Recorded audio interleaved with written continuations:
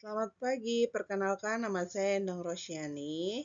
Kali ini kita akan membahas bisnis intelijen, menghadirkan wawasan strategi bagi perusahaan manufaktur cup minuman plastik. Industri cup minuman plastik ini sebenarnya sedang di titik yang menarik. Di satu sisi permintaannya terus naik, ini kan produk yang mengikuti tren gaya hidup, apalagi sekarang budaya minum kopi, boba, jajanan kekinian itu nggak ada matinya. Di sisi lain, cara orang belanja juga berubah. Dulu mungkin transaksi didominasi lewat sales atau distributor konvensional, sekarang bergeser ke platform digital.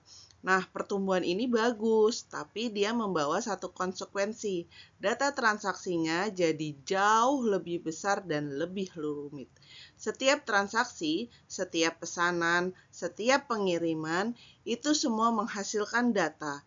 Tapi kalau data sebanyak itu nggak dikelola dengan baik, dia cuma jadi tumpukan angka yang nggak berguna. Jadi inti masalah yang mau kita selesaikan hari ini sebenarnya sederhana. Bagaimana caranya data yang kompleks itu berubah jadi informasi yang benar-benar bisa dipakai untuk mengambil keputusan soal pemasaran, distribusi, sampai produksi. Ada 3 tantangan utama dalam mengelola data perusahaan. Yang pertama adalah volume dan kompleksitas data. Transaksi penjualan cup minuman terjadi dalam jumlah besar setiap hari dari berbagai kanal penjualan offline maupun digital, sehingga datanya menjadi kompleks untuk dikelola secara manual.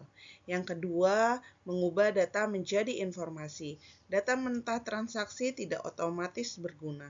Diperlukan proses pengolahan agar data tersebut berubah menjadi informasi yang dapat dipahami dan digunakan oleh manajemen.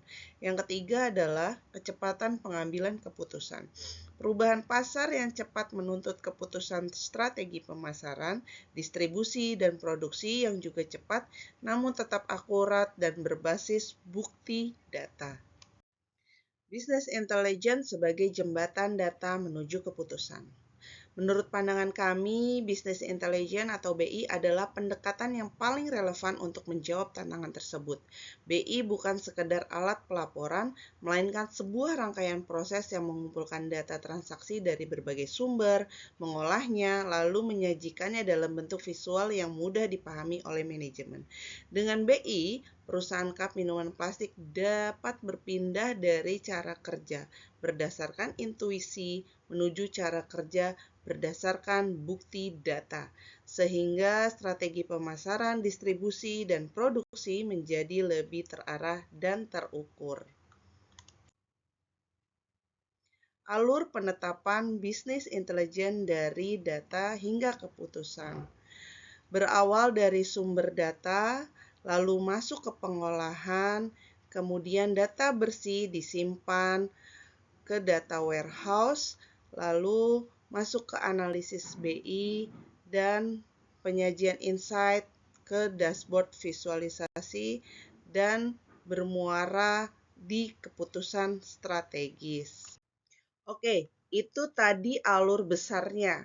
Sekarang saya mau masuk ke yang lebih detail. Bagaimana sih BI ini benar-benar diterapkan dalam bentuk laporan yang konkret? Ada 5 jenis visualisasi laporan yang akan saya bahas satu persatu.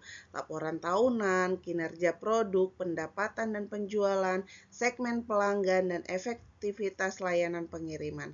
Kelimanya ini yang menurut saya paling relevan dan paling langsung memberi dampak ke pengambilan keputusan perusahaan. Kita bahas satu-satu ya.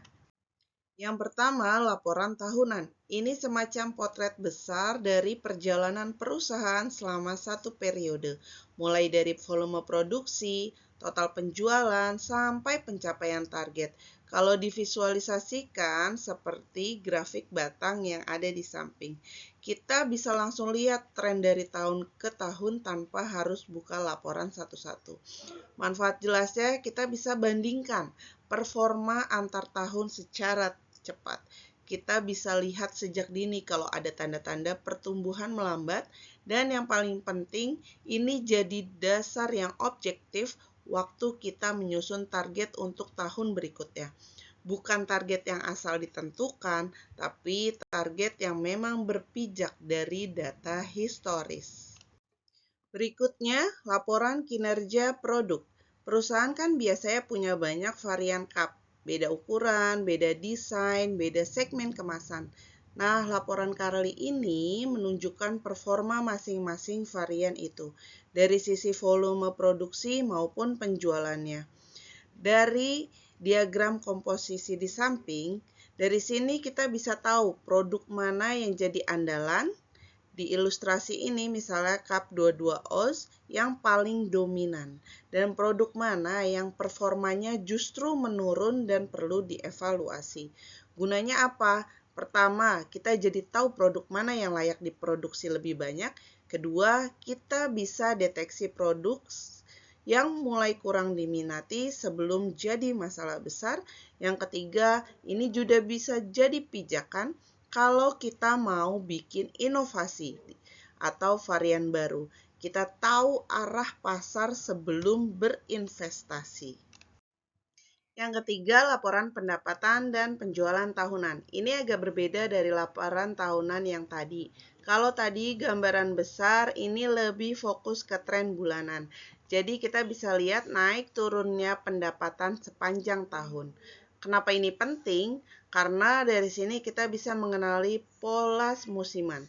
Misalnya, apakah permintaan cup minuman naik signifikan di bulan-bulan tertentu, mungkin pas musim panas atau musim event tertentu, kita juga bisa mengukur waktu kita jalankan promosi atau ubah harga. Apakah ini benar-benar berdampak ke penjualan atau tidak? Dan yang terakhir, tren ini bisa dipakai untuk memprediksi kebutuhan produksi ke depan supaya kita nggak kekurangan stok pas lagi ramai atau kelebihan stok pas lagi sepi. Lanjut ke laporan segmen pelanggan. Ini menjawab pertanyaan, sebenarnya siapa sih yang beli produk kita? Apakah didominasi kafe dan bisnis F&B, retail modern, catering, dan event, atau justru rumah tangga? Di ilustrasi grafik batang horizontal di samping, segmen cafe dan food and beverage jadi kontributor terbesar, sekitar 40%. Informasi seperti ini penting banget karena dari situ kita bisa menentukan segmen mana yang perlu jadi prioritas, menyesuaikan strategi promosi untuk tiap kelompok. Karena kafe dan rumah tangga itu jelas beda kebutuhannya dan juga membantu kita mengalokasikan distribusi berdasarkan wilayah dengan lebih tepat. Yang terakhir dari 5 laporan ini, efektivitas layanan moda pengiriman. Perusahaan biasanya punya lebih dari satu opsi pengiriman, bisa armada milik sendiri, bisa juga kerjasama dengan jasa ekspedisi atau kurir instan untuk pengiriman cepat.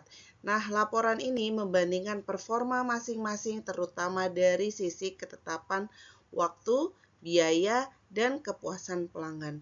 Dari ilustrasi grafik batang di samping misalnya, armada internal punya skor ketepatan waktu paling tinggi 92% dibanding ekspedisi mitra dan kurir instan.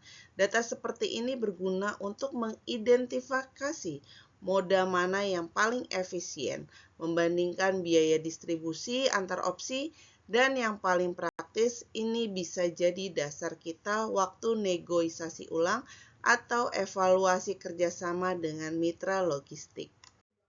Oke, jadi kalau saya rangkum di sini dengan menerapkan business intelligence secara konsisten di kelima laporan tadi, laporan tahunan, kinerja produk, pendapatan dan penjualan, segmen pelanggan, dan efektivitas pengiriman, perusahaan bisa bergeser dari cara kerja yang reaktif, yang baru bertindak setelah masalah muncul, menjadi proaktif dan berbasis data. Untuk memulainya, saya punya 3 rekomendasi praktis. Yang pertama, mulai bertahap. Nggak perlu langsung membangun semua dashboard sekaligus. Bisa dimulai dari laporan penjualan dan produk dulu, karena itu yang paling cepat memberi dampak, istilahnya quick win. Yang kedua, integrasikan data. Satukan data dari semua kanal penjualan ke satu sumber yang konsisten, supaya nggak ada lagi laporan yang angkanya berbeda-beda tergantung siapa yang bikin. Dan yang ketiga, bangun kebiasaan. Percuma punya dashboard yang bagus kalau nggak pernah dilihat. Jadikan tinjauan dashboard ini bagian rutin dari rapat mingguan manajemen. Seperti kata pepatah yang saya tulis di sini, keputusan terbaik lahir bukan dari intuisi semata, melainkan dari data yang divisualisasikan dengan tepat. Baik, itu yang bisa saya sampaikan hari ini. Intinya bisnis intelijen ini bukan proyek sekali jadi, tapi investasi jangka panjang untuk membuat setiap keputusan bisnis kita di pemasaran, distribusi, maupun produksi punya dasar yang lebih kuat dan lebih terukur. Terima kasih. Wassalamualaikum warahmatullahi wabarakatuh.